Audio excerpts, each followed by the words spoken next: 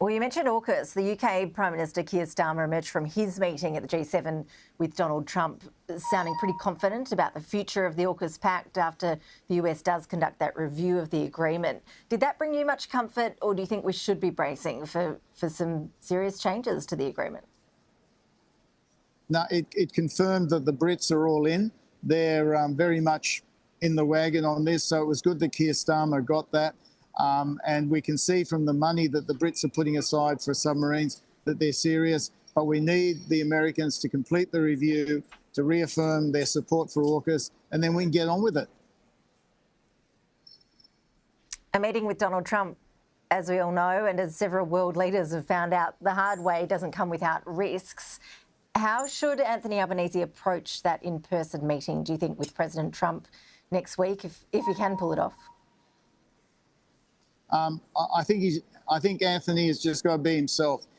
There's no point being anything else other than authentic. He's got to establish a personal rapport, but he's got to go in there confident. The Americans like people who are confident, knowing what he's got to sell and why it's in America's interest. And I think the president would respect that.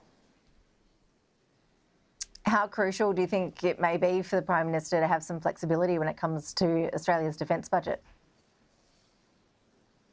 Well, I think they have to have that conversation, and it's not just about numbers. It's also about, OK, what's the capability, particularly for the threats we face over the next 3 or 4 years in our region, that best complements what the US wants to do in the region. Have that sort of conversation. We should be up for the conversation. We have the AUSMIN meeting. Our foreign and defence ministers meet their counterparts once a year. That's a great forum to have a proper discussion of this. It's an important topic.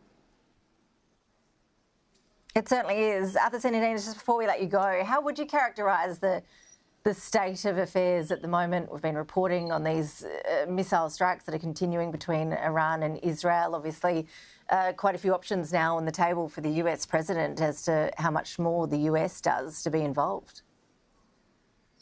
This is one of the most dangerous moments post the end of the Cold War. It really is. This is bigger than the invasion of Iraq. It's bigger than going into Afghanistan.